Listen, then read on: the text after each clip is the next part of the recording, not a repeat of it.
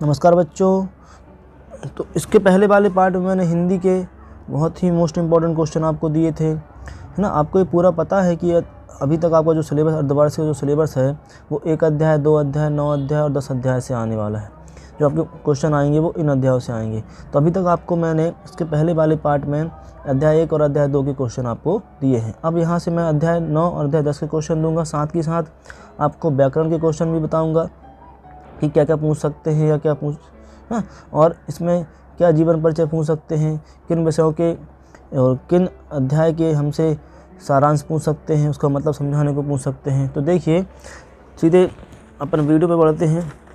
तो यहाँ पे क्वेश्चन नंबर जो 10 में दे रहा हूँ, यहाँ ये अध्याय 9 से है, कबीर से, ठीक। तो यहाँ से साखियाँ और शब्द में हमें क्वेश्चन मिलते हैं। तो साखियाँ में अपने क्वेश्चन जो दिए गए हैं वो क्या है, पहला क्वेश्चन मैंने पूरा जो साखियों से क्वेश्चन सारे उठा लिए हैं, टॉप 5 जो थे वो मैंने सारे क्वेश्चन यहाँ पे दे दिए हैं और यही इंपॉर्टेंट क्वेश्चन बनते हैं यहाँ पे। तो मानसरोवर से कवि का क्या आशय है, ठीक। क्वेश्चन नंबर 11 क्या कहता है, कवि ने सच्चे प्रेमी की क्या कसौटी बताई है। और क्वेश्चन नंबर 12 में क्या बोला गया है, तीसरे दोहे में कवि ने किस प्रकार के ज्ञान का महत्व दिया है या किस प्रकार ज्ञान का महत्व बताया है। अगले क्वेश्चन क्या है, अगला क्वेश्चन 13 है, इस संसार में सच्चा संत कौन कहलाता है। हाँ, कबीर जी कहते हैं, पूछ रहे हैं कि इस संसार में सच्चा संत कौन कहलाता है। अगला क्वेश्चन क्या, अंतिम दोनों दोहे के माध्यम से, अध्याय में अंतिम दोनों दोहे के माध्यम से कबीर ने किस तरह की संकीर्णताओं की और संकेत दिए हैं। इस सांख्य से मैंने क्वेश्चन उठाए हैं। शब्द से भी कुछ मैंने क्वेश्चन उठाए हैं। जैसे क्या क्वेश्चन उठाए मैंने यहाँ पे, मनुष्य ईश्वर को कहाँ कहाँ ढूंढता फिरता है। मनुष्य जो है वो ईश्वर को कहाँ कहाँ ढूंढता फिरता है। इसके बाद क्या है, कबीर ने ईश्वर प्राप्ति के कितने प्रचलित विश्वासों का खंडन किया है, ठीक। कबीर ने, अगला क्वेश्चन, कबीर ने ईश्वर को सब श्वासों की श्वास में क्यों कहा गया है।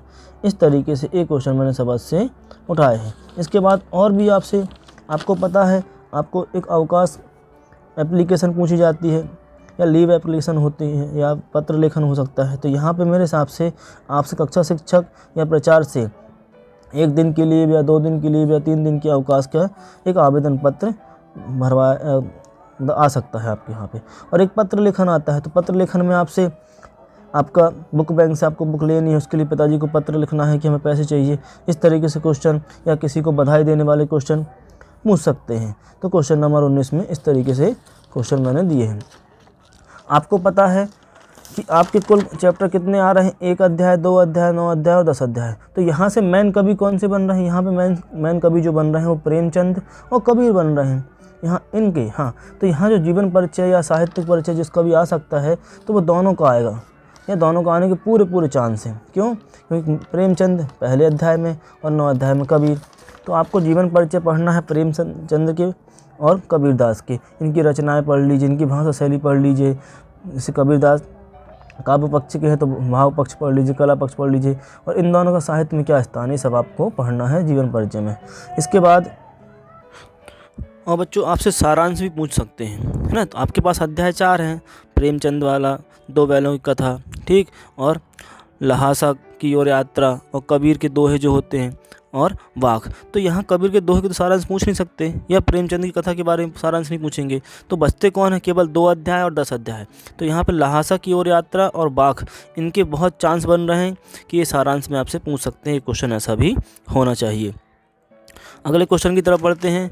तो यहाँ पे आपसे निबंध लेखन पूछ सकते हैं। जी हाँ, हर बार निबंध लेखन आता है। तो विज्ञान के चमत्कार तो हमेशा आया हुआ है। पर्यावरण के बारे में पूछ सकते हैं। अभी तक आपकी जो पढ़ाई चल रही थी वो मोबाइल से चल रही थी। तो मोबाइल भी एक बहुत ही अच्छा टॉपिक बन रहा है आपसे निबंध के बारे में या उसके बारे में निबंध लिखने के लिए। और कंप्यूटर, तो कंप्यूटर क्या है, इसके महत्व क्या है, और किसी एक पर्व, है ना, किसी भी एक त्यौहार के बारे में आपसे निबंध लेखन या उसकी रूपरेखा, ये सब पूछ सकते हैं। इसके बाद व्याकरण में, तो व्याकरण में देखिए अलंकार, प्रत्यय, तत्सम, तद्भव, संधि, समास, है ना, और भी बहुत सारे जो व्याकरण होते हैं, जैसे वाक्य भेद क्या है, इस तरीके से आपसे कुछ भी इनमें पूछ सकते हैं। अलंकार के बहुत सारे प्रकार होते हैं, उपमा अलंकार, ठीक, अतिशयोक्ति अलंकार, शेष अलंकार, ये सब जितने भी हैं और भी जितने अलंकार हैं सब के बारे में आपसे पूछा जा सकता है। ठीक, इन सबको आप पढ़ लेना, बहुत ही इम्पोर्टेंट माने जाते हैं अभी तक। ठीक, तो बस मैं इस वीडियो में इतना ही लेके आया हूँ। और भी दूसरे विषय के लिए आप बने रहिए चैनल के साथ, और जिनने भी इस चैनल को सब्सक्राइब नहीं किया वो सब्सक्राइब कर लें, और इस वीडियो को और जो भी वीडियो आपके पहले वाले वीडियो को शेयर करना ना भूलें, ताकि और भी जो स्टूडेंट हैं जिनका एग्ज़ाम चल रहा है 9th क्लास में, वो भी इस वीडियो से उन्हें कुछ फ़ायदा हो सके। तो आज के लिए इतना ही। जय हिंद, वंदे मातरम।